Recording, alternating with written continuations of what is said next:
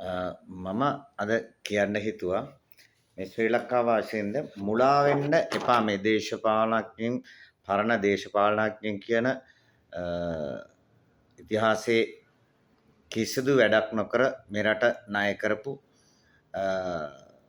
එහෙම නැත්නම් දුෂ්කර පළාත්වල ඉන්න දරුවන් ඉගෙන ගන්නවටවත් අකමැති මේ රටේ දරුවන් බුද්ධිමත් දරුවන් පිරිසක් පිට මේ පිරිසක් ඇති වෙනවටවත් බිහි වෙනවටවත් අකමැති දේශපාලුවෝ ගැන රාජපක්ෂලා සහ විපක්ෂයේ දැන් නටන මේ නාඩගම මේ මිත්‍යා මතධාරින්න උන් දැන් ඥානක්කව ඉස්සරහට දාගෙන කාලයක් නැටුවා.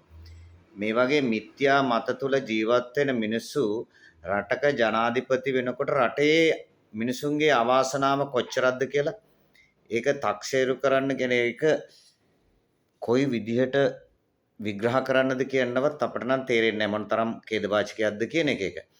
එතකොට පහුගිය කාලේ දැන් මේ ස්වභාවික විපත්තිත් එක්ක නායයම් මේවත් එක්ක අර වාදන ඔකට්ටි දන්නා වල්ලලි ගම් වදිනා වගේ වල් නරි ටික ගම් වැදුනා. කංකානිලා වගේ පොත් තරම් 25000 හම්බුණාද? එහෙම නැත්නම් ආවද ජනාධිපති මේ රටට? මේ ගමට ආවද ජනාධිපති? සෝදුක් බැලුවද ජනාධිපතිට වගකීමක් තියෙනවා. මේ හරක් රංචුවට තියෙන වගකීම නෙවෙයි අනුර කුමාර ජනාධිපතිතුමාට තියෙන වගකීම. ඒක මොලේ කල්පනා කරලා මේක කොයි තැනකටද කොතැනටද නිසි විදිහට මේ දේවල් කළ යුත්තේ කොයි ආකාරයටද කියන වගකීම් සහගත ලොකු විශාල කාර්යභාරයක් තියෙන නායකයෙක් හැටියට නිවිසනසිල්ලේ කාලය ආරම් තමයි මේකට බැස්සේ.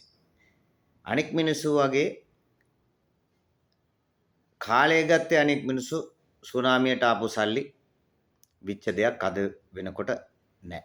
ඒවෙන් කරපු දෙයක් ඒ වගේ හරි වාර්තා නැහැ. එතකොට WHO එකෙන් දීපු හැම වෙලාවෙම මිනිස්සුන්ට ව්‍යසනයක් වෙච්ච වෙලාවේ හම්බෙච්ච ආධාර කොරෝනා එකට ආපු ඒ සල්ලි ඒවට වියදම් කරපු තැනක් මොකටද කියලා නැහැ. ඒ කට්ටියගේ පෞද්ගලික හෝටල් වලට දාගෙන වියදම් කරා. මොකද මමත් එංගලන්තේ ඉඳන් නිවාඩුවක් එනකොට අර මේ අපි කතාවකට කියනවා අර මේ කොන් කරන්නේ ළමෙක් වැඩි වියට පත්වෙච්චාම චුට්ටක් ඒක වට කරලා තියෙනවනේ අපේ අර තියෙන මොඩර් කල්චර්ත් එක්ක. ඉතින් ඒ වගේ එයාපෝට් එකෙත් දාගෙන හිටියා එක කාමර දාගෙන ගෙනියන්න. ඒක අපි පසුව කතා කරමුකෝ මම පසුව ඒක කියන්නම්. දැන් මේ අධ්‍යාපන ක්‍රමය හරි විදියට හදාගෙන යනකොට අධ්‍යාපන ක්‍රමයක් ඒ කට්ටියට හරි විදියට හදන්න මිනිස්සු කොටසක් හිටියේ නැහැනේ. අධ්‍යාපනයක් තියෙන පාර්ලිමේන්තු එකක් තිබ්බේ නැහැනේ. එක්කෙනෙක් දෙන්නෙක් ඉන්නකොට බහුතරයක් හිටියේ හොරු, පික් පොකට් කාරයෝ, මාල කඩපුවෝ, කුඩු විකුණපුවෝ, එතනෝල් ගෙන්නපුවෝ, උඟක් ඔය මේ ඉල්ලීගලි දේවල් කරපු එහෙම නැත්නම් කප්පම් ගත්ත එවුන් තමයි සුදුසුකම් ලැබලා පාර්ලිමේන්තුවට ආපු මිනිස්සු බහුතරයක් හිටිය උතන. අද වෙනකොටත් ඔබ දන්නවා හරයක් නැති හිටපු එවුන් ටික ජනතාව විසින් යම් තාක් දුරකට තේරුම් අරන් එලවලා පන්නලා දැම්මා. අඩුම තරමේ රාජපක්ෂලාට විලිලැජ්ජා තියෙනවා නම් ලැජ්ජාව කියන එක ගෑවිලාවක් තියෙනවා නම් පාර්ලිමේන්තුව දිහා හැරිලවත් බලන්නේ නැහැ මිනිස්සු එලවලා. මේ රටේ බහුතරයක් මිනිස්සු ගිහිල්ලා එලවලා දරුවෝ මේ රටේ ඒ කියන්නේ මේ රටේ කොඳුනාරට ඒ කියන්නේ උගත් යුනිවර්සිටි ගිය දරුවෝ ගිහිල්ලා මේ අරගල කරලා මේ මිනිස්සු එලවලාම දැම්ම හැංගි ගිහිල්ලා දූපත් වල හැංගිලා නේවි එකේ ආධාර මත ගිහිල්ලා හැංගිලා ෆෝසස් වල ආධාර මත ගිහිල්ලා හැංගිලා ඒවා ඉතින් රටේ නායකයාට නීතියෙන් හමුදාවක් බැඳිලා ඉන්න හින්දා ආරක්ෂා කරා. එහෙම හැංගිලා ගිහිල්ලා රටෙම පැනලා ගිය මිනිස්සු ලැජ්ජ නැතුව නැවත දේශපාලනයට එනවා නම් මේ රිජෙක්ට් වෙලා ගිය මිනිස්සු. රයිට් දැන් අධ්‍යාපන ක්‍රමයේ වැරදි මේකයි කියාගෙන ඉන්නේ මේක ක්‍රමවේදයකට ගෙනියන්න මේ රට දෙන්නේ නැහැ. මේ රට අස්ථාවර කරන තාක්කල් මේ රටේ ඉන්න නරින්ට රැළට ජීවත් වෙන්න පුළුවන්. මොකද මිනිස්සු වහල්ලු කරන්න තමයි හැම වෙලාවෙම උත්සාහ කරන්නේ. මිනිස්සු වහල්ලු හැටියට රාජපක්ෂලාගේ හෝ විපක්ෂයේ හෝ මේක පෞද්ගලික දේපලක් නෙවෙයිනේ. මේක පෞද්ගලික දේපලක් කියලා තමයි ඒ කට්ටිය හිතාගෙන මෙවැනි දේවල් කරන්නේ. මේ රටේ එක කොට්ටාසයක් එනවා. නූගත් ඔබ දන්නවා මජර දේශපාලනයේ තක්කඩි ම්ලේච්ඡ යංගේ දේශපාලනයට අතහිත දීලා නූගත් මිනිස්සු නොසුදුසු මිනිස්සු රාජ්‍ය යාන්ත්‍රණය තුළට ඇතුළත් කළ රාජ්‍ය සේවයේ රැකියාව ලබා දීලා නොසුදුසු ඉහළ තැන්වලට දාලා ඔවුන්ට සුදුසු වෙන්න පුළුවන්. මොකද ඔවුන්ට වක්‍රාකාරයෙන් රජයේ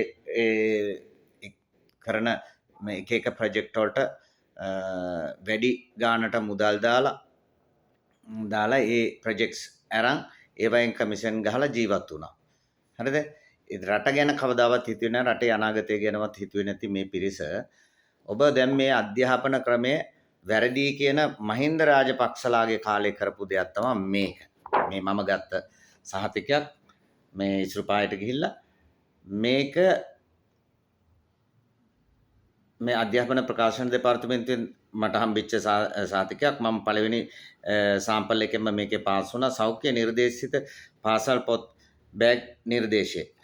මේක මේ විද්‍යුතෙක් කියන කෙනෙක් යුරෝපේ ගිහිල්ලා තමා මේ බෑග් එක දැකලා තියෙන්නේ. අනේ මම යුරෝපේ හිටියා අවුරුදු ගාණක් මම වැඩ කරා. මගේ ජීවිතේට දැකලා නැහැ ඒ වගේ බෑග් එකක්. මට ෆැක්ටරි එක මට වහන්න සිද්ධ වුණා ඒ බෑග් මහන්න කියලා. මොකද ඒක බෑග් එකක්වත් මේ රටේ මිනිස්සු ගත්තේ නැහැ. ළමයි කැමතිත් නැහැ. ඒක බෑග් එක සාර්ථකත් නැහැ. එහෙම බෑග් එකක් යුරෝපේවත් කොහෙවත් නැහැ. ඒක ඇයි බෑග් එක ගෙනාවේ? යුරෝපයේ අධ්‍යාපන ක්‍රමයේ මීට වඩා ලොකු උසස් මට්ටමක තියෙන ඒ ළමයිට සබ්ජෙක්ට් 4ක් තමයි දවසකට උගන්වන්නේ. අපේ වගේ සබ්ජෙක්ට් 8ක් නැත්නම් 9ක් උගන්වන්නේ නැහැ එක දවසකට ළමයෙකුට දැනුම ඇබ්සොබ් කරන්න බැරි හින්දා. අනික ඒ කට්ටියගේ පොත් තියෙන්නේ සමහරට අච්චු පොත් තියෙන්නේ ඉස්කෝලේ. ඒ කට්ටියට ගෙදර වැඩ කරන්න තියෙනකොට තමයි අච්චුපති ඉස්කෝලෙන් අරගෙන පොඩි බෑග් එකක් ඒ ළමයි අරන් එන්නේ. කොන්දේ අමාරුව එනවා කියලා තමයි පොත් ටික බෙදා ගන්න බැරුව තඩි පොත් මල්ලක් අදටත් ළමයි උස්සගෙන යනවා. මේ ක්‍රමවේදය වෙනස් කළ යුතුයි. ඉතින් මේ වගේ මේක සිස්ටම් එකකට එන්න දෙන්නේ නැතුව ළමයින්ට උගන්වුවොත් මේ තක්කඩි රැළගේ කරපු අකටයුතුකම් සියල්ල දරුවෝ දැනටත් දැනගෙන හමාරයි. වැඩි කියන්නේ සාමාන්‍යයෙන් මැදිවියේ දරුවෝ දැන් දැනගෙන හමාරයි මේ රාජපක්ෂලා කියන්නේ කවුද මේ කියන එක හොඳට දැනගෙන ඉවරයි. මේකට දැන් රාජපක්ෂලත් එක්ක ඉතුරු වෙලා ඉන්නේ අල්ලස් දීලා රස්සාවල් වලට ගිය මිනිස්සුයි. හරිද? තමන්ගේ අල්ලස් දීලා ප්‍රොමෝෂන් වලට ගිය මිනිස්සුයි. ඒ වගේම ගම්වල ඉන්නවනේ එක රාමුවක ජීවත් වෙන පිරිස් ඉන්නවා. ඒ මිනිසුන්ට ඒකෙන් බාහිරව කිසි දෙයක් දන්නේ නැහැ. මේ මිනිස්සු යන්නේ ඒ මිනිස්සුව තමයි අල්ලන්නේ. ඒ මිනිස්සු කවදාවත් එතනින් එළියට ගන්නත් කැමති නැහැ. මොකද එතනින් එළියට ගත්තොත් ඒ මිනිස්සු දියුණු කරලා එතනින් එළියට ගත්තොත් ඒ මිනිස්සු මේ රටේ තත්ත්වය දැනගත්තොත් රාජපක්ෂලා එහෙම නැත්නම් මේ විපක්ෂයේ ඉන්න මිනිස්සුලා ගැන දැනගත්තොත් හරියට ඒ මිනිස්සු මේ මිනිස්සුන්ට කැමති වෙන්නේ නැහැ. ගමකටවත් එනවට කැමති වෙන්නේ නැහැ. ඒක ඒ මිනිස්සු එම කොටසේම තියලා මෝඩ කරලා අර මේ මිනිසුන්ට එන්න දෙන්නේ නැතුව ඡන්දේ කාලෙට විතරක් බොරුවට ගිහිල්ලා හම්බ වෙලා එහෙම නැත්නම් තව දැන් මේ ව්‍යසනයක් වෙච්ච වෙලාවෙ ගිහිල්ලා මිනිස්සු අවුස්සගෙන කරන විපර්යාසයක් තමයි ඔය රාජපක්ෂලා දැන් කරන්නේ. දැන් සුදුසුකමක් නැහැනේ. සුදුසුකමක් නැහැ. රැකියාවක් කරලා පෙන්නන්න කියන්නකො පුළුවන් නම්. ඔය රාජපක්ෂ පවුලේ ඉන්නවනේ දරුවෝ 3 දෙනෙක්. රැකියාවක් කරන්නකො. තමන්ගේ සුදුසුකම් වලට පුළුවන් නම් රැකියාවක් කරලා පෙන්නන්න. මේ රටට අපි මෙහෙම රක්ෂාවක් කරනවා අපි මෙහෙම හම්බ කරනවා කියලා. පුළුවන් නම් කරලා පෙන්නන්න. අභියෝග කරනවා. එහෙම කරන්න බෑ හැකියාවක් නැහැ. යම් කිසි ආයතනයක් වෙනුවෙන් වැඩ කරන්න බෑ. තමන්ගේ ව්‍යාපාරයක් කරගෙන යන්න තරම්වත් දක්ෂකමක් නැහැ. දේශපාලනයේ හරියට කරන්න එන්නේ නිකන් මේක අම්මා මුත්තගේ මේ රාජපක්ෂ පරම්පරාවේ පෞද්ගලික දේපොළක් හැටියට හිතාගෙන ඉන්නවා නම් මේ ලංකාව බොහොම වැරදිලා. ඒ වගේම මේ අධ්‍යාපන ක්‍රමයක් ගේන්න බැරුව ඒක හරි විදිහට සාකච්ඡා ගන්න බැරුව සබ්ජෙක්ට්ස් එක හරියට බෙදලා කොයි ආකාරයටද ළමයින්ගේ දැනුම ඇබ්සෝබ් කරන්න කියන එක හොයාගන්න බැරි මෝඩ තක්කඩි ටිකක් හිටපු පාර්ලිමේන්තුවේ හිටපු තක්කඩි ටිකක් හිටපු මෙන්න විද්වතෙක් ගිහිල්ලා කරපු වැඩේ බෑග් එකක් හොයාගෙන ආවා. බෑග් එකක් හොයාගෙන එන්න දෙයියනේ මේ ස්කෝලර්ෂිප් එකක් දීලා මිනිස්සුෙකුට රටේ සල්ලි වියදම් කරලා විද්වතුන් කියලා පිටරටවල් වලට යවන්නේ. හොඳ අධ්‍යාපන රටාවක් හොඳ අධ්‍යාපන ක්‍රමයක් ගෙනල්ලා මේ රටේ දරුවන්ට කොහොමද මේක අධ්‍යාපනය දෙන්නේ? ඒ දැනුම ඇබ්සෝබ් කරලා රටේ සංවර්ධනය කරා යන තැනට මේ දරුවෝ ගෙනියන්නේ කොහොමද කියන එහෙම දැක්මක් ගේන්න තරම් විද්වතුන් ඒ කාල වකවානුව තුළ හිටියේ නැහැ. හිටියා ඒ මිනිසුන්ට තැනක් දුන්නේ නැහැ. මේගොල්ලන්ට කත් ඇදපු මිනිසුන්ට තමයි මේ දේවල් කරේ. එතකොට ඔබ දැන් හිතන්න මෙරටේ දෙමව්පියෝ හැටියට මිත්‍යා මත කියන ඒවා මිත්‍යාවට තැන දෙන දේශපාලන නායකයෙක් ඉන්නවා නම් ඒ වගේ මෝඩෙක් නෙවෙයිද? එවැනි මෝඩෙක් පස්සේ යනවනම් එවැනි මෝඩියෝ පස්සේ රොක් වෙන මිනිස්සු මොනතරම් අඥානද කියලා හිතන්න. ඒක හින්දා මේ ඔය හිතන විදිහට මේ හර්තාල් දාලා මේ දැන් ඉන්න තරුණ පිරිස් එච්චර මෝඩ නැහැ. ඉතින් දැන් අර හනුමිටි ගැහිච්ච ගොන් අදහස් තියෙන මිනිස්සු කොටසක් අල්ලගෙන දැන් දැගලුවාට ඔහෙලට ওই වැඩේ කරගන්න බෑ. ඒකින්ද අපි කියන්නේ දැම්මම හොඳ රැකියාවක් හොයාගත්තා නම් මේ රටට බරක් වෙන්නේ නැතුව මේ රටේ මේ සල්ලි වලින් ටැක්ස් සල්ලි වලින් දැන් ජීවත් වෙලා කාලා බීලා හොත්තටම සුඛ විහරණය විඳලා හිටියා ඔකට්ටි ඇති. හරිද? මජර තක්කඩි කියන්න වචන එනවා. ඉතින් ඒවා කියන්න බෑ ඇත්තටම. ඒක ශිෂ්ට සම්පන්න නෑ. ඒකින්ද මේ කරුණා කරලා මේකෙන් ඉවත් වෙලා ගිහිල්ලා කරන මිනිස්සුන්ව කරන්න දීලා පාඩුවේ පැත්තකට වෙලා බලාගෙන හිටියනම් හොඳයි. මිනිස්සු අවුස්සන්නේ නැතුව තමුන්ලට සුදුසු ඇඳුම තමයි මම හිතන්නේ. සුදු මේ සාටකයයි මේකයි නෙවෙයි. ඇත්තටම අර සින්තාවැල් බෑග් කියලා ඉස්සර තිබ්බ අර ගමේ මේ ගෑනු ඉන්න ඔය කේලම් කියාගෙන ඔය උදේට හොයාගෙන එන්නේ මේ අරයාගේ මෙයාගේ විස්තර ගම්වල හිටියනේ ඉස්සර අපි පොඩි කාලේ හිටියා එහෙම ගෑනු. අර අද්දිගේ 70 චීත්තේකුයි චීත්තේකුයි ඇඳගෙන සින්තාවැල් බෑග් එකක් ඉනේ ගහගෙන ඔය විපක්ෂ නායකයෝ සෙට් එක ගියා නම් හොඳයි ගම් වලට ඔය බොරුවට මිනිස්සු අවුස්සන්න සින්තාවැල් බෑග් එකේ පොතකුත් දාගෙන ගිහිල්ලා විස්තරේ ලියාගෙන එන්න. 71කුයි චීත්තයයි ඇඳගෙන ගියා නම් මීට වැඩිය නම්බුකාරයි. පිරිමියෙක්ගේ ඇඳුමක් අඳින්න නැතුව. ඒක තමයි කියන්න තියෙන්නේ. තව ඉදිරියට කියන්න තියෙන දේවල් මේ හදිසියේ මම අද මේ පොල් ගහනවා දැකලා තමයි මට මේවා මතක් වුනේ. ඉතින් පොල් ගහනවා කියන එක රාජපක්ෂලාට දේශපාලනය කරන්නත් බෑ. හරිද? ක්‍රීඩාවක් හරියට විනයක් ඇතිව කරන්නත් බෑ. මම මේ අද CRNFC කැන්ඩි අද මැච් එක තිබ්බා. මම ඒ වෙලාවේ මට මතක් වුණා මේ කැන්ඩි නේවි ෆයිනල් මැච් එක. මැච් එකක් මම හිතන්නේ දැනට අවුරුදු 15කට 16කට විතර ඉස්සෙල්ලා මීඩියා ඔක්කොම නතර කරලා ඒ කට්ටිය මීඩියා එකටත් විතරක් එන්න කියලා කැන්ඩි නේවි මැච් එක මැච් එක පෙරදුනා නේවි එක. නාමල් රාජපක්ෂ මේ සෙල්ලම් කරපු අවුරුද්දක පෙරදුනා මැච් එක. පෙරදුනාට පස්සේ මුළු ග්‍රවුන්ඩ් එකේම චියර් කරපු ඔක්කොටම ගැහුවා නේවි එක දාලා. මිනිස්සු දිව්වා සීසීකට කඳුළු ගෑස් ගැහුවා. විලි ලැජ්ජයි ජනාධිපතිත් ඇවිල්ලා හිටියා ආර්යාවත් ඇවිල්ලා හිටියා. විලි ලැජ්ජයි ඇත්තටම. මේ වගේ ක්‍රීඩාවක්කට චියර් කරන මිනිස්සුන්ට ගහන්න එහෙව් මිනිස්සුන්ගෙන් මේ රටට සාධාරණයක් වෙනවා කියලා කොයි මොහොතේද අපි හිතන්නේ.